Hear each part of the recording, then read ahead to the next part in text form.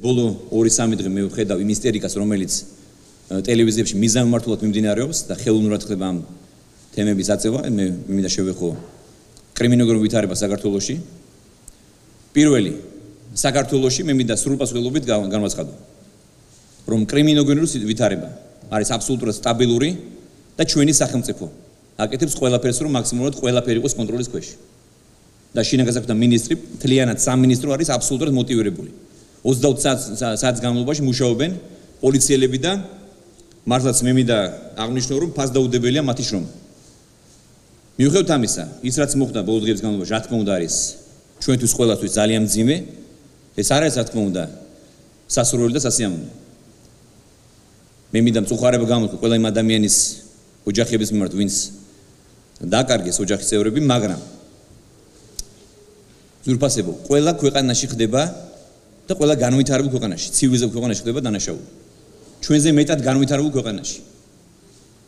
მე არ მინდა რომ ისე გამომივიდეს, თქოს თავს ვიმართლებთ ან თავს ვიცავთ, მაგრამ და მით უმეტეს ჩვენი ოპონენტების მიმართ მიერ აწეული უსუსური მცდელობა წარმოაჩინო ისე თითქოს სახელმწიფო ვერ ებრძვის ან არ ებრძვის კრიმინალს ეფექტურად. პირიქით, მე მინდა გითხრათ, რომ ვინაიდან საზოგადოებაში ისინი ცდილობენ მიზანმიმართულად რომ გააჩინონ განცდა, რომ თითქოს არის გაუარესებული კრიმინოლოგიური ვითარება, სწორედ ამ მიზნით მე ჩავთვალე საჭიროდ, რომ მეთქვა ეს ორი სიტყვა. ის მიდგომა, რომელიც ჩვენმა ხელისუფლებამ ჩამოაყალიბა და ჩვენ დავიწყეთ უკომპრომისო ბრძოლა კრიმინალის წინააღმდეგ. იმ ფონზე, როცა ჩვენ გამოუშვით ჩვენი გადაწყვეტილებით 17,000 პატიმარი, ამნისტირებული პირი. ადამიანები, რომლებიც მე მინდა მათ მივმართო, მათი ბედი იყო აბსოლუტურად გაურკვეველი. იყო აბსოლუტურად მაღალი ალბათობა, რომ მათი დიდი ნაწილი ვერ გამოსულიყო ციხეებიდან ცოცხალი. ისინი იყვნენ მსხვერპლი არაადამიანური მოპყრობის, წამების, გაუპატიურების. ამის შემდეგ რა ხდება? მოვიდა ახალი ხელისუფლება, გამოუშვით, მივიღეთ ასეთი ჰუმანიტარული აქტი და გამოუშვით ციხეებიდან ათასობით ამნისტირებული პირი. და მათ მივეცეთ შანსი, რომ ხელახლა მოხდეს მათი რესოციალიზაცია და რეინტეგრაცია საზოგადოებაში. საბედნიეროდ ბევრ მათგანმა ეს ყველაფერი დააფასა კარგად, ბევრმა არ დააფასა და ისინი ახლა ბატონი მღებრიშვილის უწყებაში არიან მოკალათებული. ასე რომ ჩვენ ამ მიმართულებით ვართ უკომპრომისო. მე მინდა გითხრათ, რომ მე გუშინ გავეცან იმ გეგმას, რომელიც ბატონმა ჭიკაიძემ და მისმა უწყებამ შეიმუშავა. მე არ გამორიცხავ იმას, რომ შესაძლოა ჩვენ გავამკაცროთ მაქსიმალურად იარაღის ტარებასთან დაკავშირებული კანონი. გაცოთ ალბათ, რომ გასულ წელს ჩემი ინიციატივით ჯერ კიდევ მაშინ, როცა ვიყავი მინისტრი, ჩვენ გავამკაცრეთ კანონი ცივი იარაღის ტარებასთან დაკავშირებით და მე მინდა დაგავალოთ, რომ ბატონ ჭიკაიძეს და ასევე ქალბატონ წულუკიანს, რომ სასწრაფოდ შეიმუშაოთ შესაბამისი კანონ პროექტი და მაქსიმალურად გაამკაცროთ იარაღის ტარებასთან დაკავშირებული ყველა ის მუხლი, რომელიც ამ წესებს არეგულირებს. აქვე რა თქმა უნდა მე მინდა მივმართო მათ მშობლებს, რომლებიც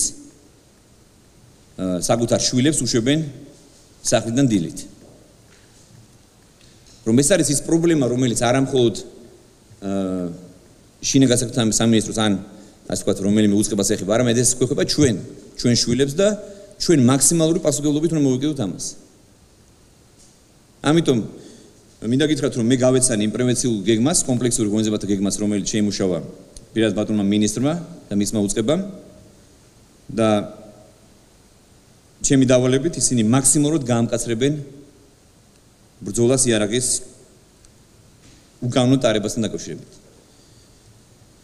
საბოლოო ჯამში მინდა ისიც გითხრათ, რომ საბედნიეროდ მე ვიტყოდი, ჩვენ გვაქვს ის მიდგომები, რომელიც ნებისმიერ ცივილიზებულ ევროპულ ქვეყანაში არის.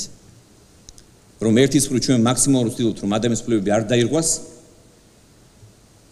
და მეორეს მხრივ ვაწარმოებთ უკომპრომისო ბრძოლას კრიმინალის წინააღმდეგ. აი სწორედ ამ ბალანსის დაჭერა არის ჩვენი მთავარი ამოცანა. ეს იყო და ჩვენ ამას მივახციეთ. ყველაზე ადვილი არის ძალადობა და კანონდარღვევით მუშაობა. მაგრამ ის საქმე, რომელსაც აწარმოებს ბატონი ჭიკაიძე, აი სწორედ ეს არის დასაფასებელი, რომ ისინი ცდილობენ 20 საათის განმავლობაში იმუშაონ ებრძოლონ კრიმინალს და ამავდროულად არ დაარღვევენ ადამიანის უფლებები. დამაჩნდება მეგობრებო დაფასება. მაგრამ მე მოგიწოდებთ კიდევ ერთხელ, რომ მაქსიმალურად გაამკაცრეთ ბრძოლა აღნიშნული დანაშაულების წინააღმდეგ. მე ვიცი რომ თქვენ გაქვთ კონკრეტული გეგმა და მე ვიცი რომ ამას თქვენ ძალიან ეფექტურად თავს გაართმევთ.